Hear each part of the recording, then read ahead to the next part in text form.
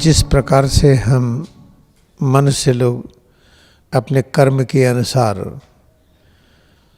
अनेक प्रकार की समस्याओं में उलझते हैं या समस्याओं से बाहर निकलते हैं, उसी नियम से राष्ट्र में भी होता है। और राष्ट्र में समस्याएं जो बढ़ती हैं या घटती हैं, उसका भी जिम्मेदार राष्ट्र ही होता है। जैसे हमारा क्या कर्म है, हम जिस प्रकार के कर्म करेंगे उसी के अनुसार हम समस्याओं से घिरेंगे या समस्याओं से बाहर होंगे। उसी तरह से राष्ट्र की भूमि, वहाँ का पहाड़, वहाँ की नदी, वहाँ का हवा, पानी, पेड़ पौधे, इन सब का जो कर्म होगा उसी के अनुसार राष्ट्र भी चलता है। अगर ऐसा हो जाए, कोई मनुष्य अमानवीय कर्म में हो, तुरंत वहाँ की धरती हिलने लगे, तो मनुष्य अमानवीय कर्म में नहीं होगा।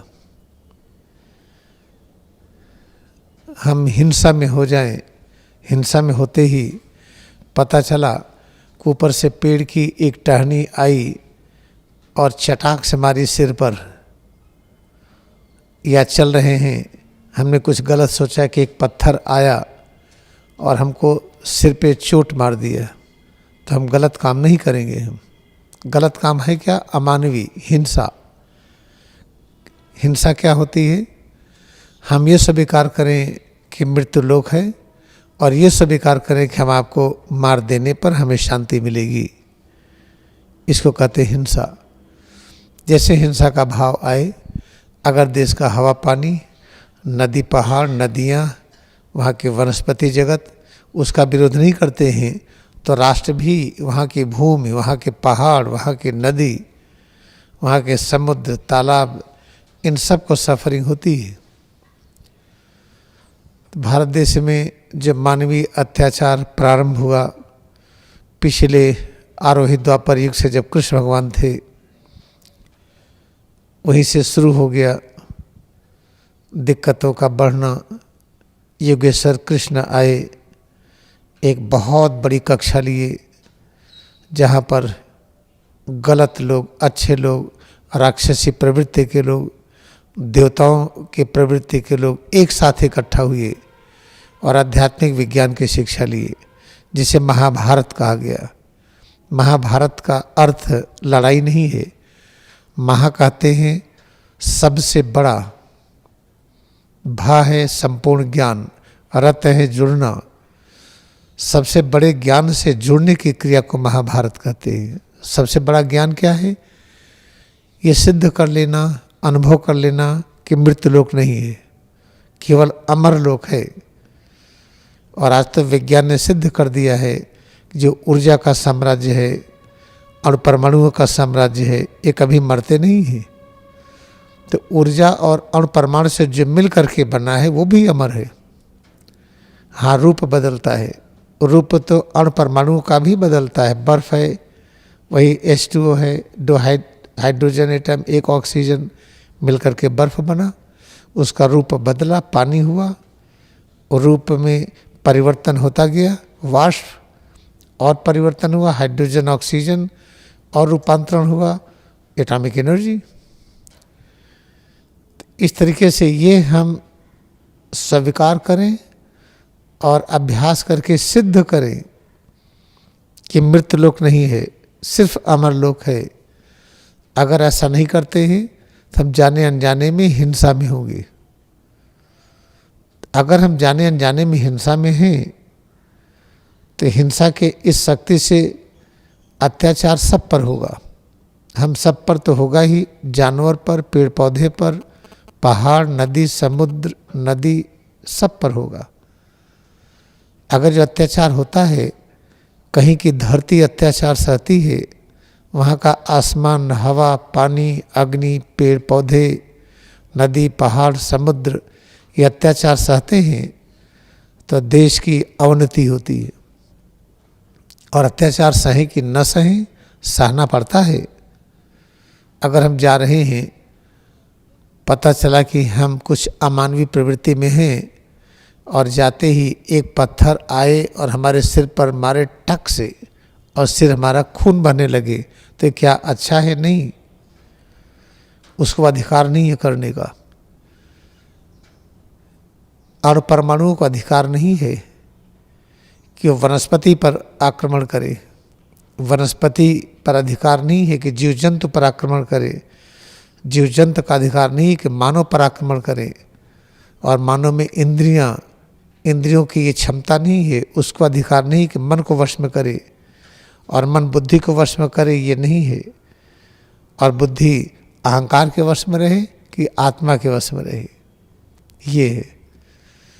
इस तरीके से ये अत्याचार सहना भी एक आवश्यक नियम है। ईसा मसीह अत्याचार सहे और सूली पर चढ़ गए, उनको सूली पर चढ़ा दिया गया और फिर प्रकट होकर के दिखाए कि देखो हम मरे नहीं। ईसा मसीह पूरे जीवन पढ़ाते रहे कि सब चीज़ें अमर है, कोई मरती नहीं है। देखो हम परमपिता के साथ थे, हम फिर आए हैं और फिर जाएंगे हम, और न विश्वास हो तो इस मंदिर को गिरा दो, demolish this temple, I will create in 3 days। इसको मार दो, इसको जला दो, सूली पर चढ़ा दो, हम दिखा देंगे कि ये मरी नहीं है। और तीसरे दिन ईसा मसीह प्रकट हुई। महाअवतार बाबा आज तक सिद्ध कर रहे हैं, देखिए हम शरीर विद्यमान हैं, आप भी रह सकते हैं। तो ये आवश्यक है जानना कि अब भारत के जगने का समय आ गया है। भारत की भूमि, भारत का हवा, भारत का पानी, यहाँ का पहाड़, नदी, समुद्र, इन सबको जगने का समय आ गया है। अब यहाँ से अत्याचार खत्म होने का समय आ गया है। इसलिए देखिए सबसे महत्वपूर्ण चीज़, जिस राजनीति के सिद्धांत पर चलते थे लाल बहादुर शास्त्री, जिस पर चलते थे और बड़े बड़े लोग, महात्मा गांधी, ये सब सोचिए कि पहले के राजनेता कहीं पर आते हैं तो फूलों की वर्षा होती थी। डॉक्टर राजेंद्र प्रसाद, राधा कृष्णन, सरोजिनी नायडू, ये सब जब कहीं पर जाएं तो फूलों की वर्षा होती थी, लोग बड़े खुश हो जाते थे, दर्शन करने के लिए आते थे। आज कोई राजनेता बनना नहीं चाहता है, क्योंकि उस जगह को जो सुशोभित करते थे राष्ट्रभक्त, मानव भक्त, उस जगह पर अब जो राष्ट्र का शोषण करते हैं, जो राष्ट्र को बीमार करते हैं जातिवाद के चक्कर में डाल करके, हिंदू और मुस्लिमवाद के चक्कर में डाल करके। सोचिए कि यहाँ के जो मुसलमान हैं जब सऊदी अरबिया जाते हैं काम करने, उनको काफिर कहा जाता है, निम्न श्रेणी से देखा जाता है कि तो हिंदू हैं, तो उनको न यहाँ जगह देंगे न वहाँ जगह मिलेगी, तो जाएंगे कहाँ? सऊदी अरब में अगर हिंदू जाता है तो उसको नौकरी पहले मिलती है, मुसलमान को बाद में मिलती है। अफ़गानिस्तान और जगह पर अगर कोई हिंदू है तो उसका सम्मान ज़्यादा है, यहाँ से गए हुए मुसलमान का सम्मान कम है। तो ये सब चीज़ जनता जानती नहीं है, क्योंकि हम आपस में घृणा करते हैं। घर में भाई भाई लड़ता है, सास बहू लड़ती हैं, बहू और देवरानी लड़ती हैं, तो सब होता है, लड़ाई का माहौल है। तो अगर घर में लड़ाई है तो बाहर लड़ाई कराइए तो घर में बंद हो जाती है थोड़ी देर के लिए। इस लड़ाई का माहौल बनाते जहाँ पर राजनीति है, राज्यों के सिद्धांत पर आकर के हम जुड़े, वहाँ पर राजनीति सबको अलगाव, बिखराव, इस सिद्धांत पे लाना चाहती है, सब लोग अलग हो जाएं, बिखर जाएं। लेकिन ये होगा नहीं, क्योंकि क्रियावाश्रम की स्थापना हो चुकी है। हम लोग यहाँ पर हैं, सब डिपार्टमेंट बदल जाएगा, न्यायपालिका बदल जाएगी, कार्यपालिका बदल जाएगी, विधायिका बदल जाएगी, इनकम टैक्स का नियम बदल जाएगा, सेल टैक्स का नियम बदल जाएगा। इतनी चीज़ें ऐसी बदलेंगी कि आपको आश्चर्य होगा कि ये सब कैसे बदल गया। बस आप देखते जाइए, आप क्रियायोग ध्यान करते जाइए और देखते जाइए। बहुत ही महत्वपूर्ण इसको समझना कि प्रकाश होने वाला है, उजाला होने वाला है। अभी अंधकार है, अभी अन्याय है, न्याय का सूरज खिलने वाला है। इसको पूरी तरह से समझ लीजिए। मैं नहीं कह रहा हूँ, मैं दोहरा रहा हूँ जो स्वामी युक्तेश्वर गिरी हमारे गुरुदेव ने 94 में कहा था, जब देश गुलाम था, जिसको स्वामी विवेकानंद ने कहा था भारत का भविष्य बहुत अच्छा है, जिस समय देश गुलाम था, जिसको परमहंस योगानंद ने कहा था कि अब देश बनने का समय आ गया है। इसलिए महासमाधि के पहले उन्होंने घोषणा किया, हे भारत हम वहीं आ रहे हैं। तो भारत कैसे ठीक होगा, भारत देश की बीमारी कैसे जाएगी? केवल क्रिया योग ध्यान के विस्तार से, और कोई उपाय नहीं है। क्रिया योग ध्यान एक ऐसा ध्यान है जिसके स्थापित होने पर जातिगत बीमारियां एकदम खत्म हो जाती हैं।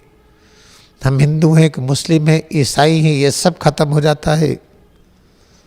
फिर हम क्या कहते हैं कि हम ईश्वर की संतान हैं, हम सब एक है। इन सब चीज़ों को बहुत अच्छी तरह से याद रखिए। आने वाला समय बहुत ही अच्छा है, और हम लोग जो ध्यान कर रहे हैं इस राष्ट्र के फाउंडेशन नींव की तरह है, इसकी आधारशिला है। इसी नींव पर, इसी मजबूत नींव पर भारत की भारतीयता प्रकाशित होगी, जो पूरे विश्व को सुख और शांति देगी, विश्व के सभी राष्ट्रों के कष्ट को दूर करेगी। अब आइए आज का मुख्य विषय हम आपको बताने के पहले हम आपको 5 मिनट ध्यान कराएंगे।